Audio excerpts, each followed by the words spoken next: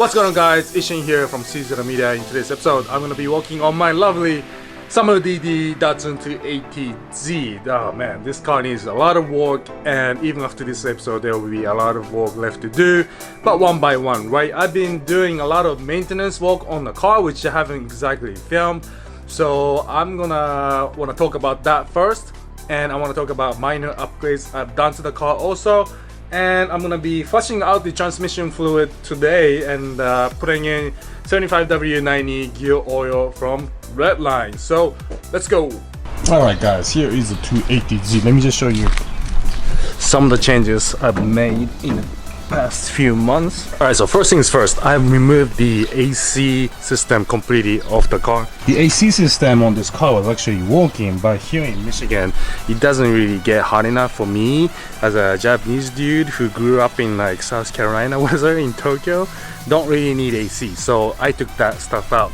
It also wasn't exactly working simply because I had the HVAC system disconnected anyways, so I don't have the AC or heater in this car right now. But by removing the AC system, I've basically removed all the piping, the hot lines that goes around the car. I've obviously removed the compressor, condenser, and everything associated with it.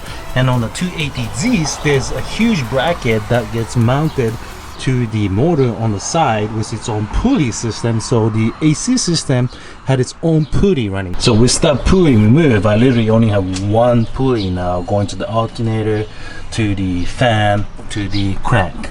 And speaking of the fan clutch in here doesn't work, so I contacted Mishimoto and they have given me sponsorship, so I'll be installing Mishimoto radiator fans, radiator hose, so on and so forth in a future video. And another issue I noticed, which was coming from vibration on highways, which I saw was like a busted bushing. I was wrong, it was actually coming from the steering rack. So you can see that when I wiggle this, it would move left and right, and that's the play I have in the steering rack right there. I'm gonna have to replace the steering rack completely with another 280Z steering rack I can find online. So let me know if you guys have hookup on 280Z steering racks. I would love to buy that from you used, or if I can maybe drop it off at a shop, get it fixed. That's another option too. And another addition to the vehicle is this radio system. It's by Pioneer, the 8900. It works great. The only reason why I wanted that is because it has Bluetooth system, so I can sync it to my phone. But in today's episode, we're changing the transmission fluid, so I'm gonna jack up the car, see what's underneath, and go ahead and drain everything.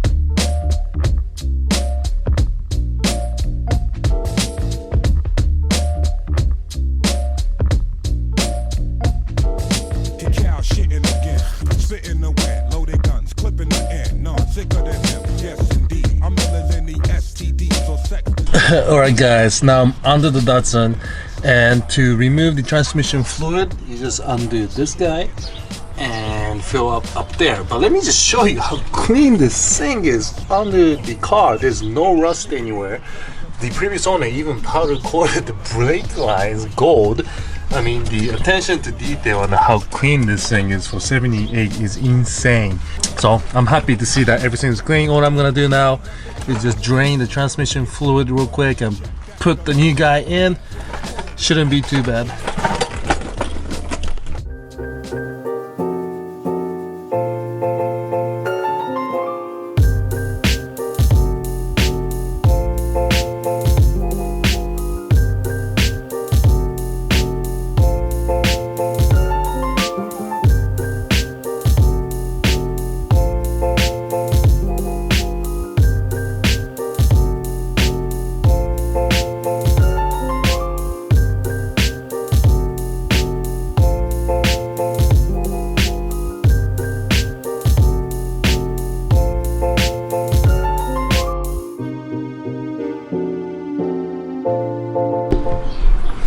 And holy crap guys, I gotta stop saying it's gonna be an easy job, because it never is when it comes to cars, especially when it's an older car like the 280Z. If you notice in the footage, and I recommend this for everybody, is to get the fuel plug off before you get the drain plug off, because if you can get the drain plug off, drain the transmission fluid, but you can't get the fuel plug off, you're pretty much screwed, right? You have to get your car towed to a shop to get the drain plug off.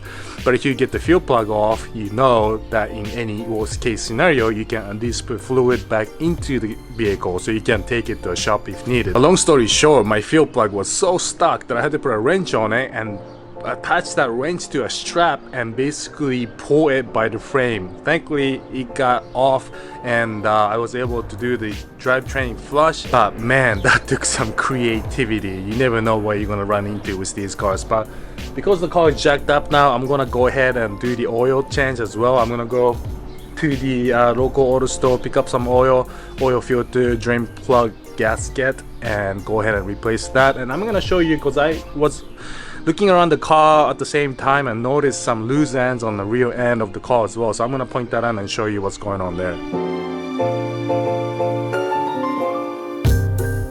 Alright guys, I'm back in the garage, and as always, a quick 30-minute job has turned into like 3-hour job. It's already getting dark out. So now I'm just gonna finish up the job by putting the engine oil back in the car and show you some plans I have for the future, some issues I've noticed. Okay guys, so here's the additional issue I found on the car.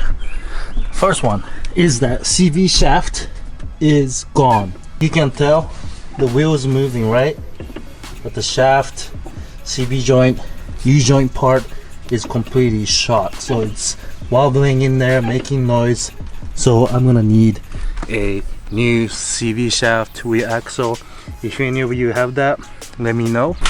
Another issue I'm seeing here is that I'm gonna need new brakes. You can see the gush in the rotor there, so I need to go ahead and get new brake pads and brake rotors. I can get that taken care of. Eventually I'm gonna go with a big brake kit, but for now, new brake pads and rotors are probably gonna be like $50 with my discount. And also the struts are gone also. It's literally wobbling every time I move it. It's making that clunking sound.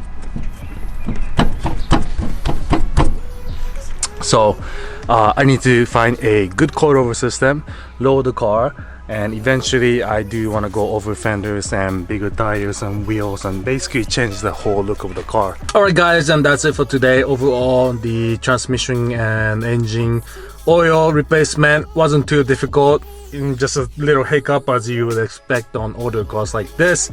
I've been hearing good feedback on the redline oil transmission fluid, so I'm gonna take it around for a drive in the next couple of weeks after I do the CV shaft, of course, and I'll give you an update on how I like the redline transmission fluid. Whatever came out was kind of dirty and it was definitely due for oil change, and in future I'll do the differential fluid change as well and see how that feels. And I'll be producing more content for the 280Z. So thanks again for watching guys. I hope you enjoyed the video, and I will see you in the next one.